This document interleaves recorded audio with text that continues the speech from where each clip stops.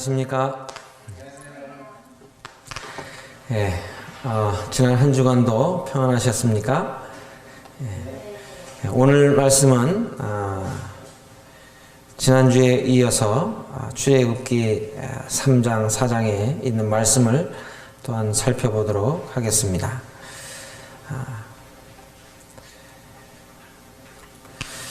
우리 출애굽기 3장 11절입니다.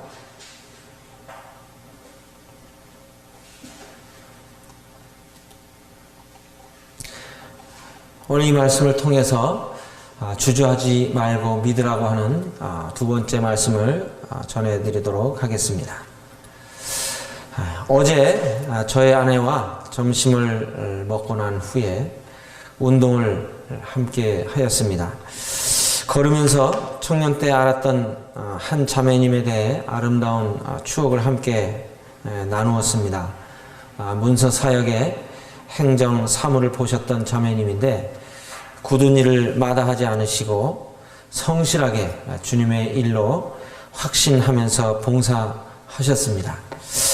찾아오시는 성도들을 접대하는 일로 피곤하실 텐데 웃음을 잃지 않고 주님의 사랑으로 접대하시고 자신의 주머니 돈까지 털어서 헌신하신 그 자매님을 생각할 때 제 마음은 지금도 뭉클합니다. 제가 말씀을 준비하면서 그 당시 청년들과 오늘의 청년들을 비교해 볼 때 많은 차이가 있음을 보게 됩니다. 물론 모든 청년들이 그런 것 아닙니다. 여기 있는 청년들은 안 그러죠. 일반적인 시각에서 볼 때 요즘 청년들은 자신이 원하는 것은 하고 원하지 않는 것은 하지 않는 모습을 봅니다. 저희 아이들에게도 물어보았지만 시인할 뿐만 아니라 더 확신을 가지고 말할 수 있음을 제가 여러분들에게 말씀드릴 수가 있습니다. 오늘 이 말씀을 통해서 자신이 원하지 않는 것을 끝까지 고집하려 했던 원조는 바로 모세임을 우리가 알 수 있습니다. 여기 3장 11절을 같이 한번 보시겠습니다. 우리 형제자매들께서 읽어보시기 바랍니다. 시작. 모세가 하나님께 이르되 내가 누구인데 바로에게 가며 이스라엘 자손을 애굽에서 인도하느니까. 여기 3장 11절에서 볼 때 하나님께서 모세를 부르셔서 하나님의 백성 이스라엘을 애굽에서 인도하여 내게 하라고 말씀하셨을 때 모세는 자기의 자격에 대해서 의문을 하나님께 제기합니다. 그때 하나님께서 뭐라고 말씀하시나요? 하나님께서는 반드시 모세와 함께 하시며 백성을 애굽에서 인도하여 내고 그 후에 하나님을 뵌 그 산에서 하나님을 섬길 것을 확실하게 선언하셨습니다. 우리가 주님의 일을 할 때 중요한 점은 내 자신이 아닌 나와 함께 일하시는 하나님을 아는 것입니다. 왜냐하면 주님의 일은 내가 하는 것이 아니라 내 안에 계신 주님께서 이루어 가시는 것이기 때문입니다. 여기 13절에서는 하나님께서 모세를 보내셨다고 이스라엘 자손에게 말할 때 하나님을 어떻게 소개해야 하는지에 대해 질문하셨습니다. 그때 하나님은 뭐라고 말씀하셨습니까? 나는 스스로 있는 자니라 라고 말씀하셨습니다. 이것은 하나님은 영원부터 영원까지 계시는 살아계신 하나님이심을 말씀하시는 것입니다. 여기에서 이 5가지로 자세하게 대답하여 확신시켜 주시는 모습을 봅니다. 첫째, 15절을 한번 보시면요. 15절 한번 읽어보시도록 하겠습니다. 시작. 하나님이 또 모세에게 이르시되 너는 이스라엘 자손에게 이같이 이르기를 나를 너에게 주신 이는 너희 조상의 하나님 곧 하나님의 아브라함의 하나님 이삭의 하나님 야곱의 하나님 여호와라. 여기 보시면 15절에서 모세를 보내신 하나님은 어떻게 해요? 너희 조상의 하나님 곧 아브라함의 하나님, 이삭의 하나님, 야곱의 하나님 여호와라고 언급하십니다. 이 이름은 이스라엘 백성에게 영원한 이름이요 대대로 기억할 하나님의 칭호임을 설명하여 주셨습니다. 하나님께서 친히 언약을 맺으시고 또 그들의 삶을 인도해 오셨던 믿음의 조상들 3명을 언급하시면서 그들과 하나님의 관계는 뗄래야 뗄 수 없는 관계성을 역설하신 것입니다. 여기서 누구의 하나님이라고 하는 표현은 하나님이 친히 그들의 구원자이시며 그들 존재의 이유와 목적이 되심을 보여준 것이었습니다. 여러분, 아브라함의 하나님, 이삭의 하나님, 야곱의 하나님은 오늘 저와 여러분의 하나님이 또한 되시는 것입니다. 그 하나님이 우리 존재의 이유와 목적이 되는 것입니다. 두 번째로 그 하나님이 이스라엘 백성을 돌아보심으로 애굽에서 당한 일을 확실히 보셨다고 말씀하십니다. 이를 통해 하나님은 이스라엘의 고통을 외면하시는 분이 아니라 그들의 고통을 들으시고 주목하는 분이심을 말씀하십니다. 여기 오늘 이 가운데 고통 가운데 신음하시고 고통 가운데 삶의 어려움을 호소하는 분이 계십니까? 하나님께서 이스라엘 백성을 향해 말씀하신 그 하나님의 음성이 바로 여러분의 음성이 되시기를 바랍니다. 하나님이 여러분과 함께 하시고 여러분의 그 고통을 들으셨다고 하는 사실이 우리에게 얼마나 중요한 일인가요? 또한 세 번째로 애굽의 고난 중에서 젖과 꿀이 흐르는 땅으로 올라가게 하리라고 하심으로 하나님의 약속은 이루시기까지 결코 변하거나 없어지지 않음을 보여주십니다. 또한 네 번째로 애굽 왕에게 말하여 나가도록 요청하지만 듣지 않아 하나님의 강한 손으로 치신 후에야 내보낼 것으로 말씀하시므로 어떠한 강대한 세력도 하나님을 결코 막을 수 없음을 가르쳐 주십니다. 다섯 번째로 애굽 백성을 통해 많은 물품을 얻게 될 것을 말씀하십니다. 하나님의 하시는 일은 대적들도 굴복하게 만드는 능력으로 이루어진다는 것을 보여주셨습니다. 이와 같이 자세하게 말씀하여 주셨음에도 모세는 주저합니다. 오늘 저희들이 살펴볼 모세가 주저하는 세 군데의 장면을 통해 하나님께서 모세와 어떻게 대화하시며 하나님의 뜻을 성취하기 위한 열심을 가지고 계신가를 알아보도록 하겠습니다. 여기 4장 1절입니다. 하나님께서 모세의 질문에 이렇게 자세하게 대답하여 주셨음에도 불구하고 여전히 모세는 어떻게 합니까? 주저하고 있습니다. 1장을 같이 한번 읽어 보시겠습니다.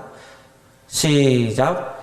모세가 대답하여 이르되 그러나 그들이 나를 믿지 아니하며 내 말을 듣지 아니하고 이르기를 여호와께서 내게 나타내지 아니하셨다 하리이다 라고 말합니다. 하나님께서는 모세의 질문에 자세하게 대답해 주셨습니다. 그럼에도 불구하고 모세는 여전히 주저하고 있는 모습을 봅니다. 우리가 주목할 것은 부정적인 생각을 갖는 사람들은요, 어떤 대답을 해줘도 빠져나갈 구멍만 생각합니다. 그리스도 안에서 믿음의 사람들은 그러므로 긍정적인 사고와 행동이 필요합니다. 이것은 인위적인 세상적인 긍정적 사고방식이 아닙니다. 세상적인 신념과 성경적 믿음에는 차이가 있습니다. 신념은 자신을 의지하는 데 기반을 두는 것이지만 믿음은 살아계신 하나님께 기초합니다. 신념은 자신의 능력을 의지하지만 믿음은 살아계신 하나님을 신뢰하고 그분의 능력을 의지하는 것입니다. 교회 안에서도 우리들이 주님의 일을 할 때 주님께서 우리와 함께 하심에 대한 긍정적인 믿음을 가지고 일을 도모해야 하는데 불가능한 쪽으로만 생각하는 경우들이 있습니다. 이런 분들의 경우의 신앙을 보면 안진뱅이 신앙이님이 틀림이 없습니다. 지난주부터 저희들이 영적 성장에 대해 오후에 성경 공부를 시작하지만 영적 성장을 원하시는 분들은 자신의 부정적인 사고를 깨뜨리지 않는 한 주님의 상에서 떨어지는 부스러기도 주워 먹을 수 없음을 아셔야 합니다. 이런 중에도 감사한 것은 하나님께서 모세를 통해 이루시기를 작정하신 뜻을 이루어 가신다고 하는 사실입니다. 제가 좋아하는 구절 중에 한 구절이 있는데 빌립보서 1장 6절입니다. 이 빌립보서 1장 6절은 너희 안에 착한 일을 시작하신 이가 그리스도 예수의 날까지 이루실 줄을 우리는 확신하노라고 말씀하십니다. 하나님께서 우리의 모난 부분들을 다듬으셔서 그리스도의 형상에 이르기까지 거룩함에 이르도록 이끌어가는 분이심을 생각할 때 얼마나 감사한지요. 이렇게 망설이는 모세에게 하나님은 어떻게 하셨나요? 하나님은 두 가지 이적을 베풀어 주셨습니다. 첫째로는 의심과 나약함 가운데 주저하고 있는 모세에게 하나님의 능력과 소명에 대한 확신을 심어주시기 위해서 지팡이를 뱀으로 변화시키는 이적을 행하시는 장면입니다. 하나님은 모세가 들고 있는 지팡이를 주목하게 하셨습니다. 시리에 빠진 모세를 격려하기 위해 하나님은 질문하셨습니다. 내 손에 있는 것이 무엇이냐? 내 손에 있는 것이 무엇이냐? 모세가 목자로서 양들을 칠 때 맹수와 도적으로부터 양을 안전히 보호하고 몸을 기대기 위해 사용하던 막대기를 가리키셨습니다. 모세의 손에 들려있던 지팡이는 평범하게 보였지만 하나님은 그 지팡이로 하나님의 대적을 제압할 능력과 권위를 모세에게 먼저 보여주셨던 것입니다. 우리의 현재 가지고 있는 것을 통해 하나님은 큰 이적을 베푸실 수 있는 분이십니다. 성경을 살펴보면 삼갈의 막대기, 삼손 나귀 턱뼈, 소년의 도시락, 도르가의 바늘, 이런 것들은 사람의 보기에도 작은 것이지만 하나님의 손에 들려 사용될 때 하나님의 능력을 보게 되는 축복을 경험하는 것입니다. 여기 계신 모든 분들이 바로 내게 가지고 있는 것이 작은 것일지라도 이것이 하나님의 손에 들려서 하나님의 능력을 위하여 하나님의 능력으로 하나님의 일을 사용되어질 때에 거기에 놀라운 일이 일어나는 것입니다.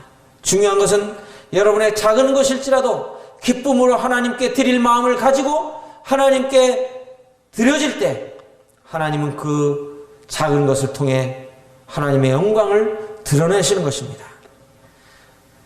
우리가 가지고 있는 것들이 평범하고 하찮게 보이는 것일지라도 하나님과 함께할 때 10배, 100배의 능력으로 나타날 것을 믿으시기 바랍니다. 성경에서 지팡이는 일반적으로 권위와 보호를 상징합니다. 이 지팡이가 뱀으로 변한 이적은 하나님께서 놀라운 이적과 능력으로 이스라엘을 보호하시고 절대적 권위로 모세와 백성들의 안전을 도모하실 것을 보여주시는 것입니다. 지팡이가 뱀으로 변한 이적을 보면서 어떤 분은 왜 하필 뱀으로 만드셨을까? 라고 의문을 갖는 분들이 있습니다. 여러 가지로 생각할 수 있겠지만 성경에서 뱀은 사탄을 상징하는데 여기서는 애굽을 상징한다고 볼 수 있습니다. 애굽이 아무리 강한 나라일지라도 하나님의 손안에 있는 것입니다. 뱀으로 변한 지팡이를 다시 원래대로 만드시는 것을 통해 알 수 있습니다. 지팡이가 뱀이 되었을 때 하나님은 모세에게 뱀의 꼬리를 잡으라고 말씀하십니다. 우리가 뱀을 잡을 때 어디를 잡습니까? 머리를 잡아야 옳습니다. 꼬리를 잡다가는 물려주기 딱 알맞습니다. 그러나 하나님께서 꼬리를 잡으라고 말씀하십니다. 하나님께서 몰라서 그러셨을까요? 그러나 우리의 생각보다 하나님의 뜻이 우선입니다. 우리의 상식과 우리의 지식으로 하나님의 뜻을 판단하고 헤아리기보다는 하나님께서 우리에게 주신 말씀이 우리의 지식과 상식으로 맞지 않는다 할지라도 하나님의 뜻을 순종할 때 그 길은 생명이요 그 길이 옳은 길입니다. 이것을 배울 수 있는 학교가 어디인가요? 가정과 주님의 몸된 교회입니다. 특별히 우리 교회 청년들은 이 순종 과목을 잘 이수하셔야 합니다. 내가 생각할 때 이렇게 하는 것이 좋지 않은데, 이렇게 하는 것이 좋은데 하면서 인도하는 교사나 장로들이 나와 맞지 않을 때 반박하고 반항할 수 있습니다. 집에서도 마찬가지입니다. 부모님께서 말씀하실 때 자녀들이 순종하기보다는 꼭 왜라고 하는 질문을 합니다. 저 아이는 우리 집에서 아무도 못 말려요 라고 말씀하시는 부모님들이 계신데, 믿는 가정에서는 이런 말이 나오면 안 되도록 말씀 안에서 잘 양육하는 것이 중요합니다. 자녀들이 부모님의 말씀에 순종할 때 그 자녀를 하나님께서 복되게 하시고 형통케 하시는 것입니다. 주의 교양과 훈계로 잘 가르쳐야 할 책임이 부모에게 있는 것이지요. 자녀들은 부모에 대해 순종하는 것이 하나님의 말씀을 순종하는 길임을 깨달아야 합니다. 오늘날 순종이라고 하는 덕목은 현대에 어울리지 않는 덕목 같지만 성도들에게는 하나님의 말씀에 순종하는 것이 중요합니다. 순종하는 것이 제사 드리는 것보다 낫다고 말씀하십니다. 우리의 상식과 생각을 접어두고 하나님의 말씀을 순종하는 것이 옳은 길입니다.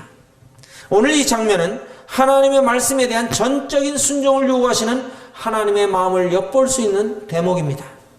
모세가 순종하였을 때 뱀이 어떻게 되었습니까? 예전과 같은 막대기로 변화했습니다. 하나님께서 주신 권위는 애굽의 바로도 꼼짝하지 못할 권세임을 미리 보여주신 것입니다. 현재 살고 있는 성도들에게도 이에 버금가는 권세를 주셨습니다. 우리 마태복음 28장 18절로 20절을 찾아서 같이 한번 읽어보도록 하겠습니다. 마태복음 28장 18절로 20절입니다. 신약성경 마태복음 28장 18절로 20절. 다 찾으셨죠? 같이 한번 읽어보겠습니다. 시작.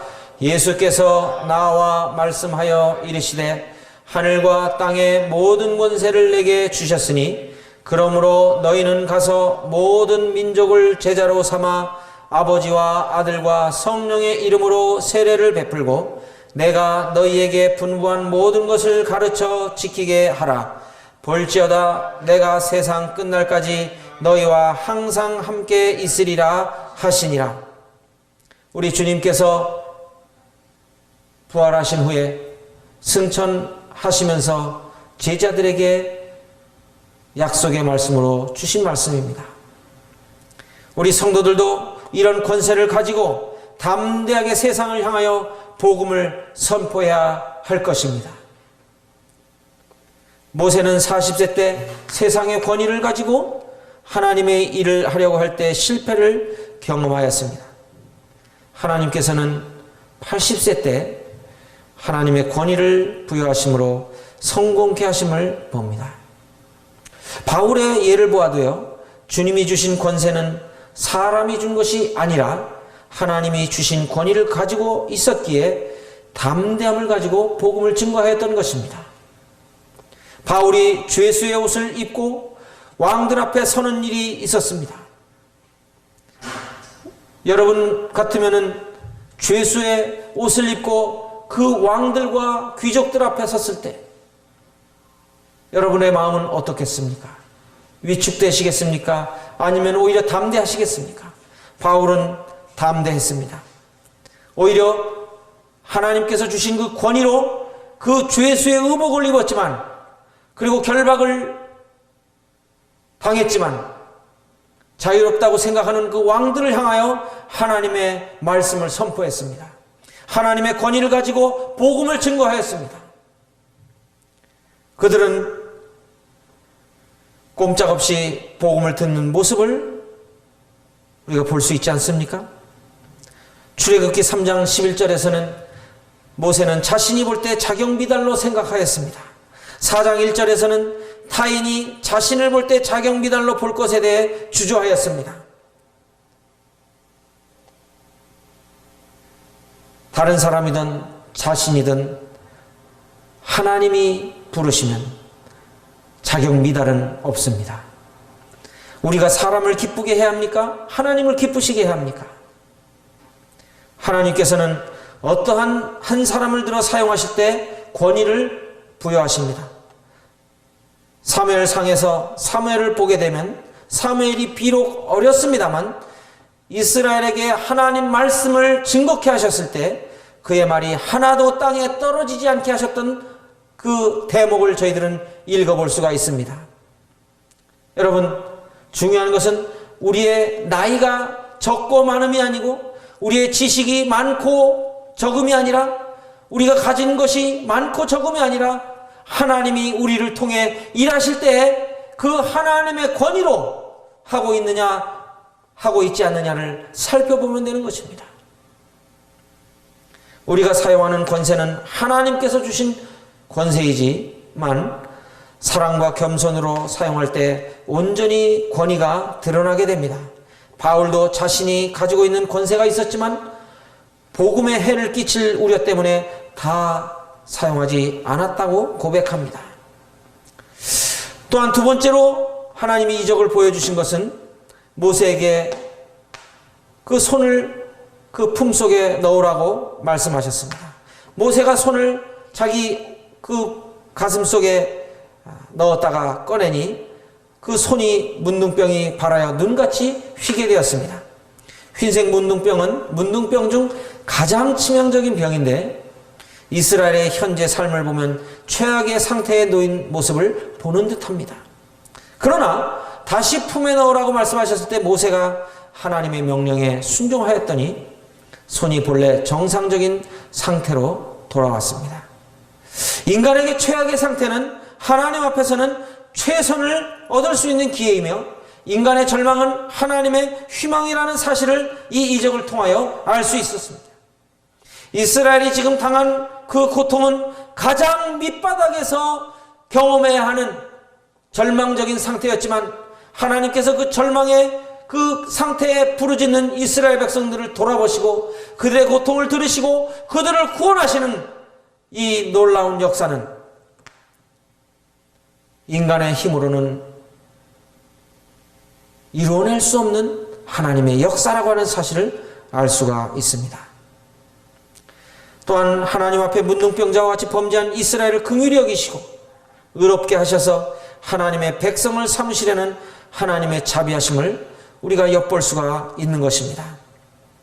그래서 모세에게 이 첫 번째 이적은 그들이 믿지 않을지라도 두 번째 이적은 믿으라고 말씀하셨는데 첫 번째 이적은 애굽인의 술객들도 행할 수 있었습니다.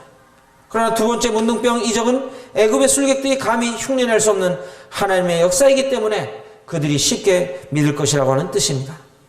이 두 이적조차 믿지 않을 때 하수가 육지에서 피가 될 것을 말씀하셨습니다.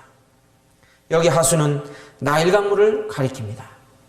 피란 곧 죽음과 파괴를 상징하는데 구약시대 애굽인들은 나일강을 생명의 신인 오시리스가 특별히 내려준 것이라고 여겨서 신격화하였습니다. 나일강은 이집트의 모든 번영과 부유의 근원이 되었다고 해도 과언이 아닙니다.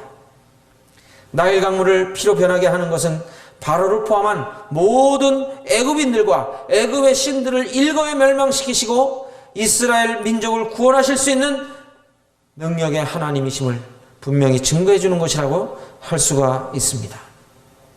이렇게 주님이 말씀하셨는데도 불구하고 네 번째로 모세는 자기의 입이 뻣뻣하고 둔하다고 변명하며 주저합니다.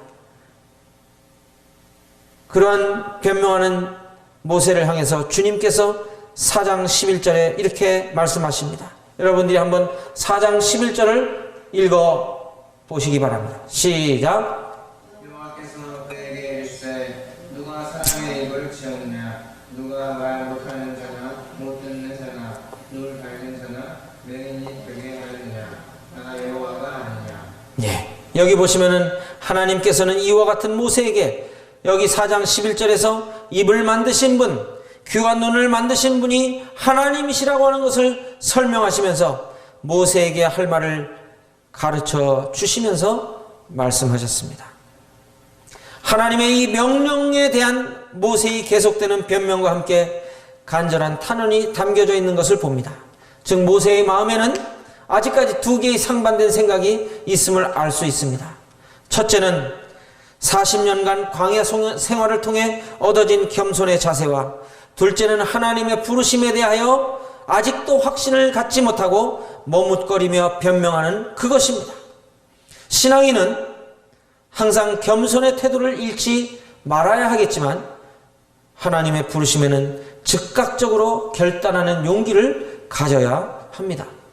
우리가 하나님의 일을 할 때 무슨 말을 어떻게 해야 할지 모를 때가 있습니다. 모세의 심정을 우리도 이해할 수 있습니다. 우리가 막상 복음을 전하려고 하면 무슨 말을 해야 되지?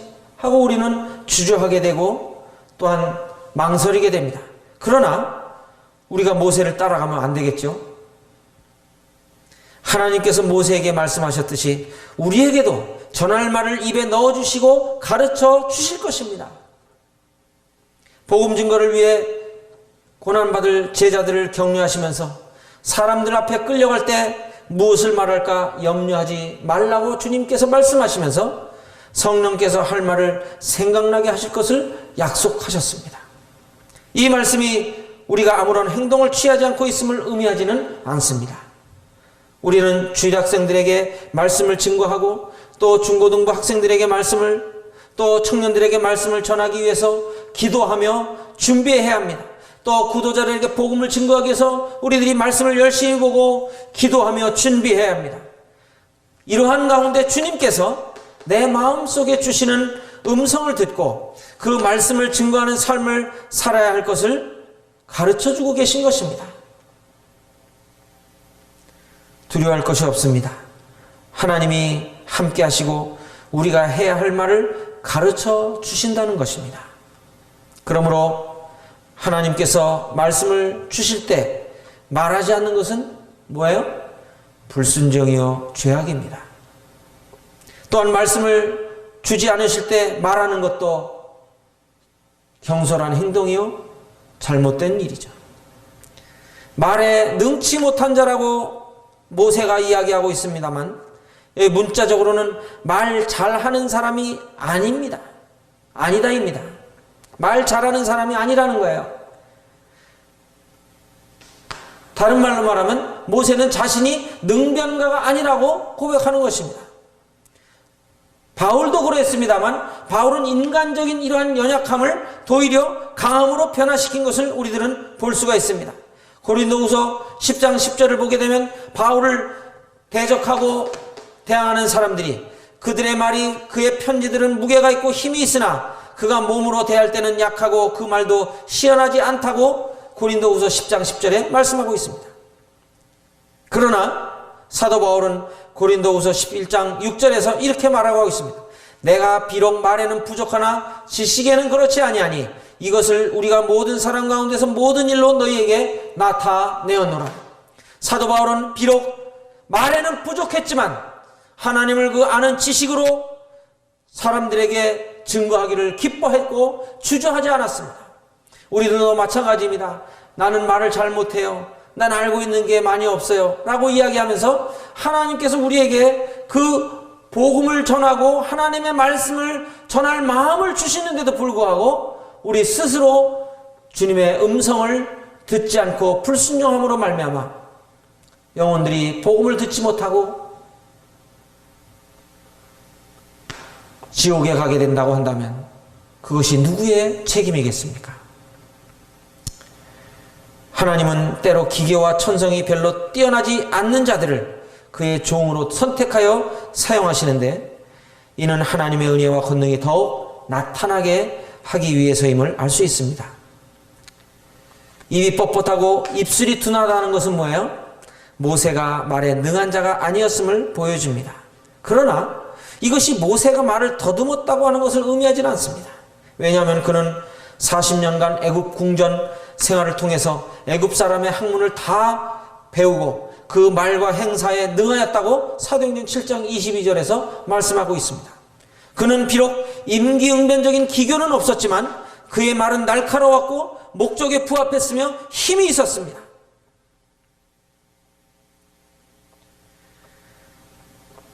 모세가 이러한 주저함과 아울러 변명할 때 주님께서 뭐라고 말씀하십니까? 누가 사람의 입을 지었느냐? 이 말씀은 무슨 의미입니까? 사람의 모든 상황과 또 하나님의 통제하에 있음을 보여주는 역설적인 표현인 것입니다. 4장 12절은 하나님께서 언변의 능력을 주시겠다는 약속입니다. 모세는 자기의 처지를 내세워 하나님의 명령을 거부하기엔 변명을 하고 있지만 하나님은 그보다 더 훨씬 분별력을 가지셨기에 그를 택하여 세우신 것입니다. 하나님의 나라는 결코 말에 있지 아니하고 오직 하나님의 능력이 있음을 기억해야 합니다. 여기 12절은 모세의 나약한 의지를 향한 동료의 메시지를 하시는 하나님의 은혜로운 배려이십니다. 또한 그의 모든 필요를 채우시겠다고 하시는 하나님의 다짐이기도 하십니다. 하나님은 하나님의 말씀만을 의지하고 나가는 자에게 모든 지혜와 능력을 아낌없이 부어주시는 신실한 분이십니다. 참 신앙인은 나약한 자신을 보기 전에 전능한 하나님을 먼저 보는 사람들입니다. 우리가 이 보배를 질그릇에 가졌으나 이는 심히 큰 능력은 하나님께 있고 우리에게 있지 아니함을 알게 하려 함이라고 말씀하고 있지 않습니까? 하나님께서 이처럼 완벽하게 모세에게 모든 것을 설명하여 주셨음에도 불구하고 모세는 보낼 만한 자를 보내라고 망설이고 있습니다. 하나님께서는 모세의 이러한 자의적 겸손 앞에 노를 바라십니다. 우리는 어떠한 자들입니까? 주님의 확실한 약속의 말씀을 듣고 순종함으로 나가는 자들입니까? 아니면 여전히 자신을 바라보면서 주저하는 자들입니까? 주님의 말씀에 대해 신중하게 기도하며 분별하는 일은 필요합니다만 주님의 뜻이 확고했을 때, 주님의 뜻이 확실할 때에 우리들은 주저할 것이 아니라 주님의 말씀을 의지하고 순종하며 담대하게 걸어가는 행동이 필요한 것입니다. 여기 계신 구리교의 모든 형제 자매님들이 바로 하나님의 음성을 듣는 일에 소홀히 하지 않게 되시기를 바랍니다. 또한 하나님의 말씀이 내 마음 가운데 확신으로 다가올 때 그 말씀을 순종하는 일에 있어서 주저하지 마시기 바랍니다. 모세와 같이 끝까지 거부하며 하나님의 노를 바라는 이러한 삶이 아니라 매일매일 삶 속에 우리들이 하나님의 말씀을 순종하며 걸어가는 이런 복된 생애가 되시기를 하나님이 소원하십니다. 우리들이 하나님 말씀을 순종하는 것보다 더 즐거운 일이 없고 하나님 말씀을 순종하는 일보다 더 행복한 일이 없음을 확신하게 될 때 주님의 말씀을 순종하는 것은 더 이상 고통스럽고 괴로운 것이 아니라 행복으로 나가는 지름길임을 여기 계신 모든 분들이 확신하시고 아멘으로 화답하시며 기쁨 가운데 나아가게 되는 이런 복된 시간이 되시기를 바랍니다. 기도하겠습니다.